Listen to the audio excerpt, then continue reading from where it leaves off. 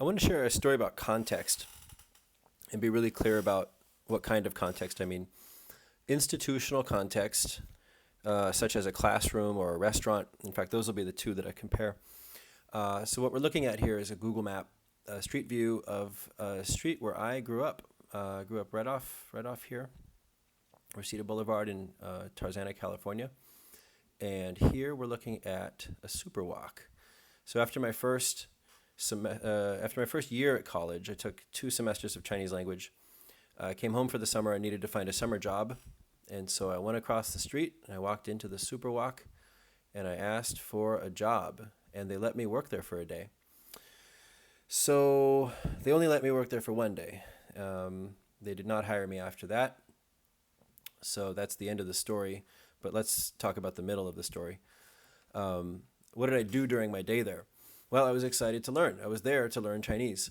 So I talked as much as I could with the other chefs, and we were washing dishes, we were cutting vegetables, and basically I would hold up things and say, "What's this?" And then they would tell me, and they got really excited, and they brought over a newspaper, and they were showing me, they were testing my Chinese and seeing what I could recognize in the newspaper.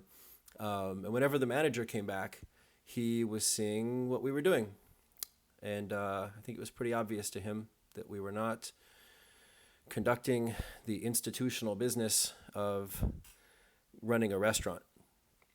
And so I think I was a big distraction from the main institutional business of whatever restaurant needs have to run the restaurant, to serve customers. That's their main goal. So I want to compare this to a classroom as an institutional context, because as a teacher and a learner, you might think, ooh, a restaurant, that would be a perfect place to ask, how do you say this, mushroom? How do you say that, fork? And when you do that, what you're thinking of is not a restaurant anymore. You're thinking about a classroom. You're turning a restaurant into a classroom, which is exactly what I did. And so that only lasted a day. And what's important about recognizing the institutional business of each, and really what I missed out on, if I had just shut my mouth and cut vegetables, washed dishes, whatever, I could have listened to other people talking and gone through the gradual process of slowly picking up sounds and picking up words, and maybe eventually asking, hey, I've heard this phrase a lot. What does that phrase mean? Occasionally asking. But that occasionality, that sparseness of asking is important, because it shouldn't be disruptive to what goes on in a restaurant. And the phrases that get used in the institutional business of restaurant work are going to be different from the phrases that get used in the institutional business of a classroom.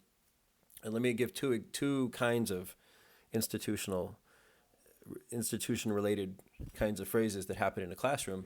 One is the actual procedures of the classroom. So pass the paper, who wants to go first, who's here today, is so-and-so absent. These things are distinctive to classrooms. We don't talk about these.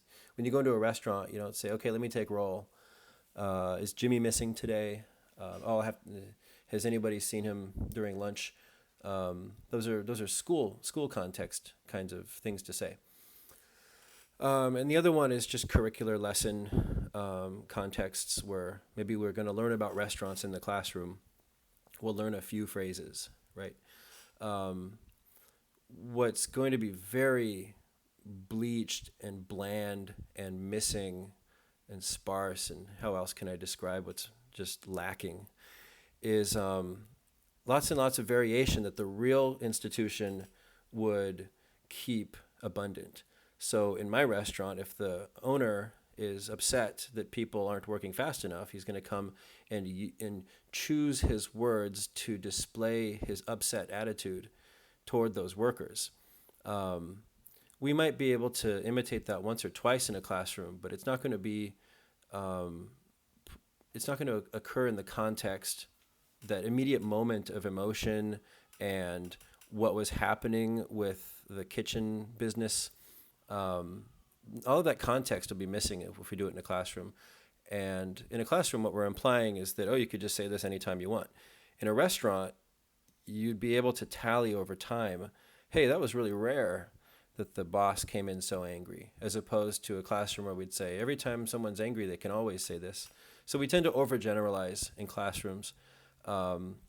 So these are just a few things that I want to make distinct and clear about context, that when we go to a bank, banking things happen. We use banking phrases because banking business needs to get done.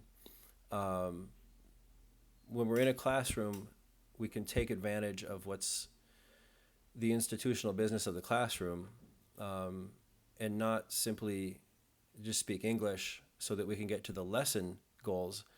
And then the lesson goals end up being these kind of deficient imitations of restaurants and banks and other things. So that's my personal story, to shed a little bit of light on what makes a classroom special, and other things special too.